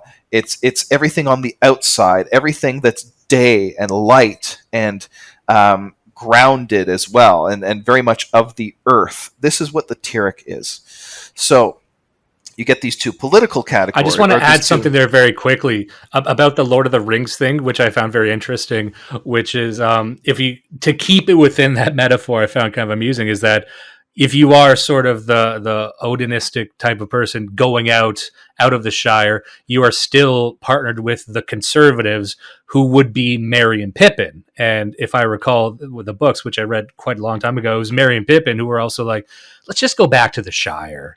Why are we doing all this? And then like, Yeah, no, you don't get it. There won't be a Shire. Then the whole time they're saying, well, we got to have seventh breakfast. And like, no, we can't just do that now. You have to understand. But they're always going to be the ones like, no, this is weird. Let's just go back. So I just wanted yeah. to But put a Frodo pin in that. is, yeah, I think that's a good characterization. Merry and Pippin and the hobbits in general are very much more Tyrrhic figures in the story.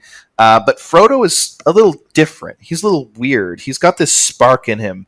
He's sort of mixed. Like, the rest of the hobbits are kind of unmixed Tyrrhic maintainer types, but Frodo has a little bit of the Odinic in him, and of course, this is why Gandalf picks up on him, and this is why Gandalf singles him out, basically.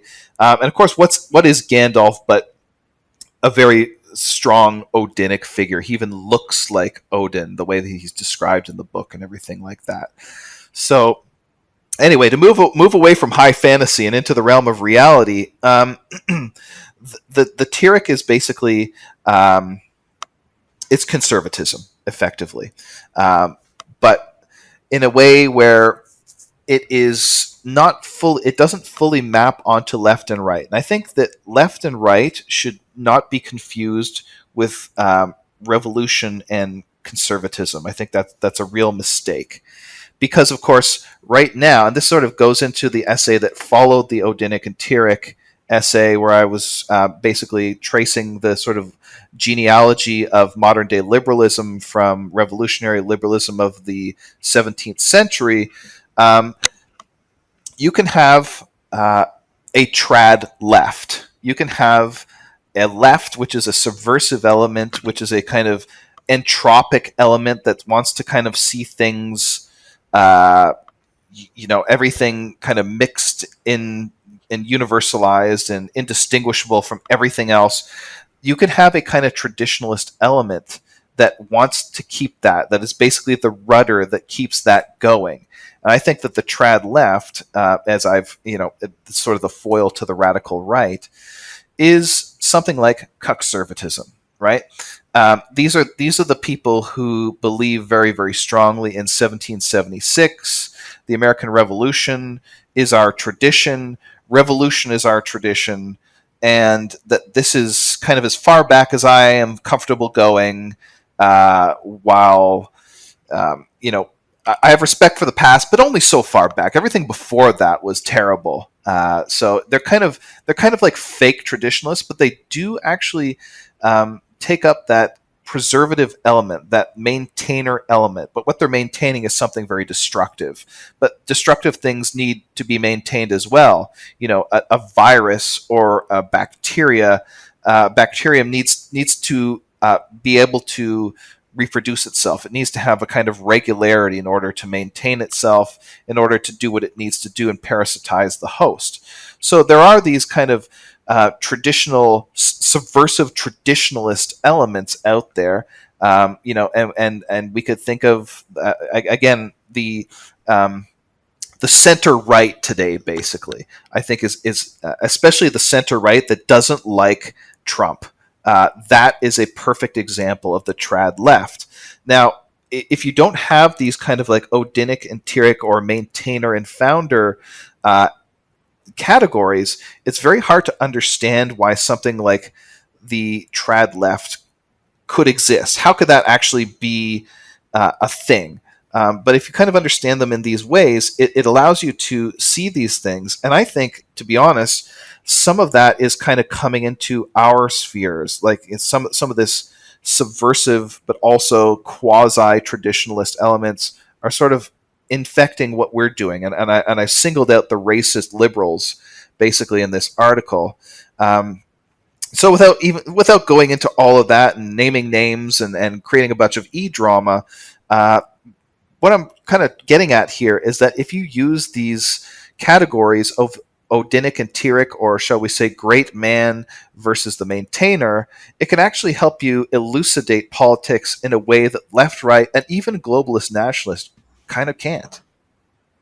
Well, that's what I find interesting the most about what the space that Imperium Press occupies, because I think you, considering what you just said, you might, as I do, have an issue with even the title dissident right for this very reason. Like, are you putting revolution and dissidence at the center of your very identity? Just like, yes, we're talking about the conservatives, that still kind of trying to be that force clinging to the past, but ask them, like 1776, they still hate the British. Why do you actually hate the British now? But that's just the thing they gotta keep going. But what I find most interesting about the space Imperium Press occupies is that you're actually trying to dig below the revolution. You're trying to dig below the dissidents, because if one day we get everything we want, we won't be dissidents anymore. It has to have a different name for constructing something or rediscovering something or building a very solid foundation, rather, because you can't just be dissidence and revolution forever. And I think one of the biggest problems, I try not to do this, I try not to get on the hill and proclaim issues with the scene. A lot of people do that. I really don't like doing that. But one thing that I think we run into, to the point you were making about these appeals being made from the racist liberals, is we kind of have these blind spots to just antisocial personalities. So how could you be a revolutionary traditionalist? How could you be a dissident traditionalist? It doesn't really make any sense. But there's people here in our circles who are only here because they like to smash things. They're only here because they like to fight, and they just don't like systems. So that's Yeah, something we're going to and have to. and some of them are here because no one else will have them, right? Like this is what Frothy Midyard calls the Narnia nationalism, or nationalist Narnia is what he calls it. And some of these are people who are just misfits that nobody else that will have them, and they kind of don't fit anywhere else. And so because we're a little bit of a more marginal thing, they kind of drift towards us, and this is not something that we want either. But I think, sort of circling back to your point that you were making about, like, well, what would happen if we actually carried off the palm of victory, and things kind of went in the direction that we wanted to, and maybe one of our guys in the broader sense became president, or what if we turned things around, basically? What would happen then to our philosophy of revolution if we were revolutionaries? And this is where I think that the Odinic-Tyrrhic framework is very useful, is that these things, the great man and the maintainer, are not opposites. They're not. They're in tension, but they are not in conflict, shall we say? They are complements to each other, not opposites. So I mean, every sovereign, and in the original book, Mitra Verna by Georges Dumézil, the book is actually about sovereignty. It's about the Indo-European conception of sovereignty as this bipartite thing, shared between the great man and the maintainer, as I call it. That those are not terms that he uses. He actually calls it the magician king is the Odinic, and the jurist priest is the Mithraic. So you've got the king and the priest, basically. And again, you got the magician, sort of going back to echoing what we were saying earlier about magic, and then you've got the jurist. Magician king on the one hand, jurist priest on the other. So you've got these categories that we've been discussing, and you've got these categories. You think back to the Middle Ages with the three estates, right? Like you've got the priestly class, you've got the warrior class, and of course you've got the producer class as well. But these classes, I mean, the priest class and the warrior class are somewhat in tension, but at the end of the day, they work together to uphold the same social order. They're not antagonists. And it's the same with the Odinic and the Tyrrhic as well. So, hypothetical situation, one of our guys becomes king of the universe and sets everything to rights. Well, there's a justification for going back to the Tyrrhic, basically. The thing is, the Tyrrhic is subordinated to the Odinic. And this is the part of what people, I think, some of the like more trad elements in our circles are going to have trouble swallowing, which is basically that the revolutionary is the one that stands above the traditionalist. Um, but this is how it has been necessarily, theologically for us as a people for many, many, many generations, for thousands and thousands and thousands of years. This is what has kind of underlied our theology, and it's even in our Christian theology, because of course what we were saying before about how Christianity bears the stamp of paganism. So you think something like of the Germans as a people, Germanic peoples, Christianized a long time ago, sometime in the 500-600s or something like that, depending on where you're thinking of. They've been Christian as long as almost anybody else except for the Italic peoples. And yet, very, very strongly Odinic people, the Germanics. Think of what their major religious figures look like. You think of a Luther, you think of a John Calvin. These are very imperious, thundering Protestant preachers, right? Like these are men who are revolutionaries that overturn the social order to set it to rights, to where where the traditional element can then reign for another 1,000 years. We have a lot of these figures in amongst Germanic peoples, and contrast that with something like the say the Italians, or the Romans, and some of the Romance languages, Romance peoples, shall we say, especially the Italians, very much more of a Tyrrhic kind of people, where their brand of Christianity was far more traditionalist, did not want to change the Roman state cult rites to the degree where much of the Roman state cult actually survives in the Catholic Mass. They kept the original language, right? They still kept the liturgy as Latin. Very, very conservative people.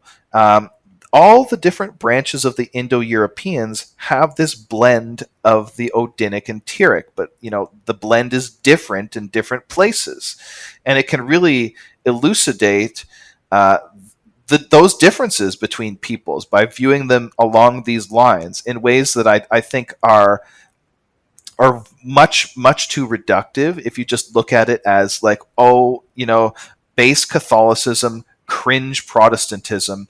Yeah, that's true, like to a degree, but it's a much more complicated picture. Like I was saying, these things like the Odinic Tyrrhic is a much higher resolution way of looking at the world than left and right and traditionalist and revolutionary or whatever. I think that this is a much better and deeper way of looking at things. And it's also a way that sort of goes to the heart of who we are as peoples, as Indo-European peoples, because these are psychological, theological, social categories that have been with us forever. So yeah, I not to belabor this dichotomy too much, I do think it's worthwhile, and I think it's something that can help us. I like what you touched on there just at the end to, again, make it relevant for regular people. I've never heard that before. I'm trying to find the word. I want to say enunciate so well, but it's not. But just described in such a great way the manner of Christianity, about they don't need to be at odds, and breaking people out of the based cringe finger trap. And that's what I see a lot of on the right with debating about Christianity, which is more based, which is more cuck. But I feel like the way you just described it is a lot more nuanced and a lot more interesting, and I would argue a lot more realistic to how these different types of manifestations of Christianity are. And you can maybe even include Mormonism in that. Mormon in America, I think, would be two interesting examples about the Christian who might be the Amish versus the Mormons, and within these two cases, still linked geographically and temporally as well, but these divergent methods in which they went about it, with one being more Odinic and maybe and revolutionary at its core. I think that's an interesting case study there. Yeah, and one last thing to note about these categories before we move on to something else is that they are endemic to us as peoples. This is not a category that you can easily map onto the Chinese or say like Islamic, like Shia versus Sunni or something like that. It doesn't actually help you a whole lot with other peoples because it's a thing that's native to us, and that includes, of course, being Indo-European peoples. It includes the Iranians and the Indians as well, which is a pretty wide swath of people across the globe, but it's not everybody. And I think that's part of what makes a category useful, is that it doesn't always necessarily apply across the board. So yeah, I'm hoping, I put it out there, and I'm hoping that this kind of thing gets taken up because I think it really help us, and I think it can draw much more clear lines of friend enemy distinction, because I think in some ways, our thing, the dissident right or whatever, is a bit incoherent. It's incoherent partially because it's a mix of elements. And again, I maintain that I think that we are more of the Odinic right than anything else. So understood this way, I think it can make more clear what the end lines of distinction are. Yeah, especially the more you dig into the foundational literature and these old books and the actual theories and the stories and the histories, rather, you find that a lot of these people on the right, they have these tripwires where if you say a certain word, that means, oh, you're in this category and you must be my enemy. There's a lot of weird friend enemy distinctions on the right. But once the more I did my research and the more I read and the more many others on the right do, you actually start seeing very distinct parallels between people you might have thought were just your ideological enemy. Like, there's some more blood and soiled and ancestral type stuff within, a lot of I always bring this guy up, Hans Hermann Hoppe. Like, if you read Democracy, the God That Failed, he's seen as this sort of libertarian guy. But if you read, like, there's a lot of interesting theories about like folkishness and what exists absent the state and how does a people define itself. I'm like, okay, there's something going on here if you take the time to read it instead of just going off of the memes that are shared, which are typically very low resolution cartoons of what these other people might say. We've been going for around an hour 45. I understand you might need to get going very soon, but if you had time for one last question from Yeah, by all your means. life, actually, I find I work in marketing. So my day job is in marketing. I enjoy it. I'm highly sensitive to wordplay and things like that. And also with small businesses, with people who are entrepreneurial and strike out on their own, especially on the right, especially for types of businesses I'm sure you're familiar with that are attacked, deplatformed from payment processors, kicked off of the typical promotional platforms. But I was curious on a couple of things. One, what has your pathway been like since you had started, I believe, Imperium Press just as a guy who wanted to do a thing, as many great entrepreneurs do, and that it's grown over time? What have you learned along this path, and have you been surprised by anything, or has anything really coming out of left field that you weren't anticipating? What have I learned, and what has surprised me? And it can be just from a business standpoint. Like, I'm sure, getting kicked off of a payment processor would be one as well, considering you're just a book publisher. Yeah. Well, thankfully that hasn't happened to us yet. But we've, of course, taken steps to become anti-fragile to where if that does happen, it's not the end of the road for us. Unfortunately, that means that it means that we have to basically work extra hard to earn money through different platforms, not just through selling books, because that's how we keep the lights on if the worst should happen. So it's been a bit difficult. But one thing I will say is that from a just as an entrepreneur, and I've been an entrepreneur before. this.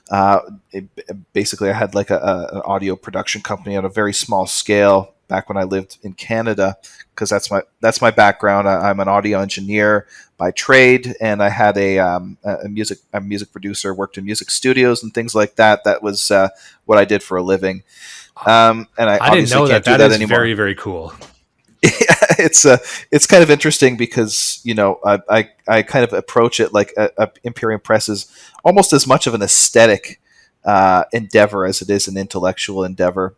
Um, but anyway, so from a pure entrepreneurial standpoint, I would say that when you start a business, you've got an idea and you've got a roadmap. And I sat down and I'm a planner. If you're a writer, you've heard that there are two different kinds of writers. There are architects and there are gardeners. The architects are the one that plans everything out, and then all the story is basically like sketched out on storyboards and on notepads and everything like that, and then you start, and then that's one type. And then there's the gardener that just basically sits down with a blank piece of paper and starts writing one day, and then months later, 80,000 words later, there's a book that they didn't plan that just happened. I am very much more of the architect as a writer.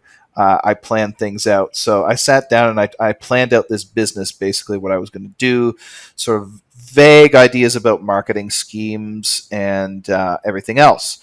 And then I found that as I got into it, all of that planning went out the window, basically. The thing took on a life of its own.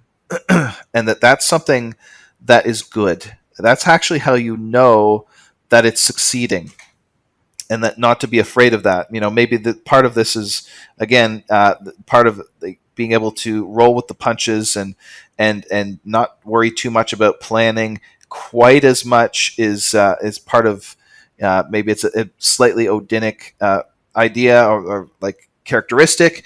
But anyway, I like that kind of stuff. When I was a musician, I like to improvise as I would play on stage and everything like that. So I'm quite happy to kind of like fly by the seat of my pants if I have to. Prefer to plan things, but I can kind of do both. But it took on a life of its own, and that was a very good thing. And this is one of the things that you have to. I would say, if I had any advice to give anybody going into business, whether you're a publisher or whether you're starting a floral shop or a bakery or whatever, is that it has its own life. The business lives its own life, and that life is different than yours. It is you need to understand that there's a kind, like, obviously, as a sole proprietor, you have this business and it's your baby, and you have the vision and everything like that. But it's going to actually start over time. If it does well and succeeds, it's going to start to live its own life and become its own thing. And that this is not a bad thing. This is actually a mark of success, and that you need to allow it to kind of live its own life. So, for example, with Imperium Press, what it started out as was, the plan was to reissue the Western canon in a kind of a based way, but not where we're at now. Not that kind of thing. Um, but basically to do justice to the Western canon and just put out old books, and that's it, right? But when I started getting into this, I obviously had to get people to write introductions, and some of the people that wrote introductions for me have become well known to our audience. Chris Bond, Adam Katz, and other people who eventually put their own books out through us. And so, they submitted manuscripts to me. I thought they were great. We put out these books, and now we are not just a publisher of old books. We publish new books, and I think some of the most cutting edge new books in politics. And this year we're going to get into aesthetics as well. We're going to have some volumes of poetry and other things. And we put out a book of sci-fi by Thomas 777. So yeah, more than just politics. And more than just old books, we put out new books too. So that's part of it as well. And of course, as the thing started. I had absolutely zero ambition to become a podcaster, zero ambition to become a blogger, zero ambition to become somebody that people turn to for takes. But that just kind of started to happen, as in the normal sort of promotional cycle of talking to people and going on podcasts and kind of trying to shill the company a little bit.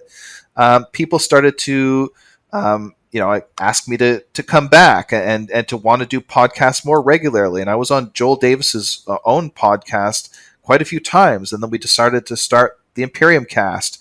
And I was on Dave Martell's channel a few times, and then now we started Culture Dads, and all of this stuff has kind of taken on a life of its own. And in some ways, it kind of feels like it's out of my control. And that's good.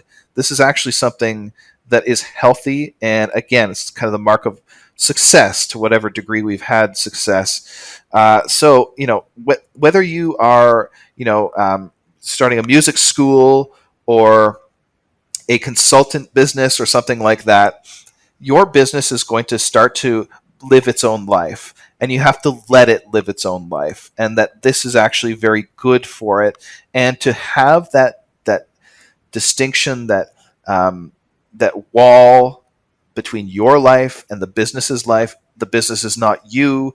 You are a part of your business, even if you're the owner, the sole owner. That this is actually this is something you need to wrap your head around, and that this can kind of help you in business, in entrepreneurship, if that's what you're going into. And one thing to that point, I tell this to people all the time because I speak to many people, especially in my direct messages on marketing issues, on business development issues. And you touch on something very relevant there, that I see two types of people when I see people who get into startups or entrepreneurship. There are people who want to do something, or there's people who want to be something. Now, people who want to do something are more like yourself. Like, I have a project I want to accomplish, and you will find that as you are accomplishing that project, you will attract people. People who want to be something are people who just want the prestige. They want the certification. So we see this a lot on the right. I'm not going to mention anyone, but people who want to be a leader. Now, leadership will happen if you decide to, I want to do something, I want to accomplish a goal. You will start to attract people, and then you will eventually lead them because you have a common goal, and you will be a better leader. But for writing, for example, here's a big one. There's a lot of people out there who do it right, who say, I want to write a good book. I need to tell this story. I think this is important, regardless of if I get paid very, very well for it. Then there's other people who want to be an author, and they churn out garbage. But the fact that they are churning out garbage, they have that status, which is what they're actually after. So I would also say, for people starting a business, whether or not be creative or practical, say, what do you actually want to do versus are you doing this because you want to be something, and you've built up a thing? Because once you accomplish that, once you are that thing, you'll find that it doesn't feel or seem like how you had it in your head. Being a writer is like this too. Like, you get your book published, but this feels different than the fantasy I had. However, and that will make it so you can't evolve, which is what you're doing. Like, the business will change over time. And if you are too attached to the wrong parts of running a business, it will fail. My friend, and some people don't like this, but you got it. Like, my friend and co-host Judas, he's had to see this with his own business, where he runs a furniture factory, and he's very, very good at it. He produces great work. However, it started off as something completely different, and it grew in this other direction. And now he's managing a team like 25 guys. And now he's spending most of his time on his computer, but he can actually adapt because he has that sort of mindset. Whereas there's some people who are like, I just want to be known as a publisher. I'm like, you're going to put out garbage shit. You're going to churn out garbage, and no one's going to like you. You're going to have no fans. And I think you're going about the opposite way, which is the better way, which is this is how you lead men, which is, again, not what you're trying to do. Like, you didn't want to get into podcasting. However, it just turns out that people like having someone like you around, and here you are. Now you're in this room. And then, as long as you're not letting it get to your head, which is why also people, I think, respond well to you and what you talk about, because there is a desire to, in our scene, especially kind of talking about what we were discussing before, is like, we have to remember that we're here to make the world a better place. Sometimes it doesn't seem like that, and sometimes it's hard. And when you're in your darkest moments, true weight of what we're trying to accomplish will bear down on you, and like a heavy rain, you'll feel defeated. But the idea is, no matter what, the reason we're all doing this is because we're trying to make the world a better place. Even though we might be abrasive, we might be weird and esoteric. Because I'll tell you this right now, you, me, everyone, we could all be fucking millionaires if we tried to be shit libs tomorrow. There's enough great minds in the scene to make $1 million dues doing basic bit shit, but we chose not to because we believe in what we're doing. And I think you're a great example of that. And the people you've partnered with are also like that too. And that's why I truly admire what it is you're doing. And I'm going to keep buying. You're going to keep getting my paychecks. I'm going to be on the fucking street, and I'm going to Thank be you. getting whatever. I'm going to sing. I got to get the hardcover, tapping my veins over here under a bridge. Um, but that's a very. I appreciate you taking the time to meet with us today, and that's all I had that I think we need to talk about, because I'm actually supposed to be at work right now. I just fucking ducked out to do this, but I really appreciate this. And is there? And I'm curious. Maybe this can be the last thing too. If there's anything upcoming from Imperium Press that you are excited about, or what people should watch out for. Yeah, well, I mean, we've always got new books coming out. There's one. The release schedule is kind of slowed a bit recently because basically getting things up and running with the Gumroad page and the Substack and a few other things. But we're going to kind of get back on top of things release schedule wise. So we've got new books coming out. The next one is called Aryan Worldview, which is a book that was written by Houston Stewart Chamberlain in like 1901 or something like that. It's a very interesting book. It's about how the Germans of that time could do well to have a head-on encounter with the Indians, basically, like the Vedic peoples, in the same way that the Christians had a head-on encounter with the classical world.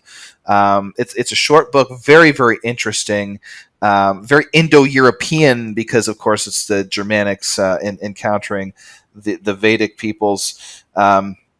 So that one's pretty cool. That's coming out. Then the one after that is going to be a volume of. Actually, the one after that is going to be George Sorel's Reflections on Violence, which is a vanguardist text that is almost a proto-fascist. He is sort of the grandfather of fascism, shall we say? Very much inspired Mussolini and a number of others. It's very interesting because we were talking about syndicalism before. He was a syndicalist that sort of became radicalized and anti-state, but also at the same time a bit of an irrationalist. So he's an interesting figure, and I think that he has a lot to teach us. And it's a very famous book too. So that one's coming out. After that, there's going to be a volume of poetry from one of the actually lesser known people in our spheres, but whose poetry is absolutely astonishingly good. And we've mostly published guys that kind of have a name so far, and this gentleman, he's certainly made his own waves. I'm not going to say who it is just yet, but he definitely deserves to be better known, and I hope that after this he will be, because the poetry is just fantastic. So that's the next 3 books. We've also started a YouTube page, a YouTube channel, where we're going to be putting out bits and pieces, the occasional, well put together kind of mini documentary. We just put out one on woke capital that did very well. More of that. And of course, later in the year, we've got a long-term project that's going to be coming to fruition. We have a Latin course that we've been working on for a while. This is going to be very cool.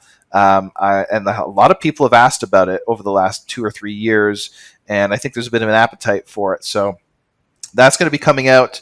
Lots of cool stuff. We've got so much coming out, I couldn't even go through it all. It'd take me 15 minutes. So I just want to say thank you for having me on. This has been an interesting chat because we've gone in some directions that I don't usually get to go in, and that makes it interesting for me. So I appreciate you having me on. Thank you. That's excellent. And thank you again for coming, and best of luck. And everyone check out imperiumpress.org for, you can get all these books. And just a quick note, for people who don't know, it's always better to buy directly from the publisher, buy directly from their website, rather than Amazon, if at all possible. I think you agree with that, correct? Yeah, very much so. Okay, perfect. All right, so thank you very much, and we'll talk soon. Do not let the rapists win. Listen and love Blood Satellite.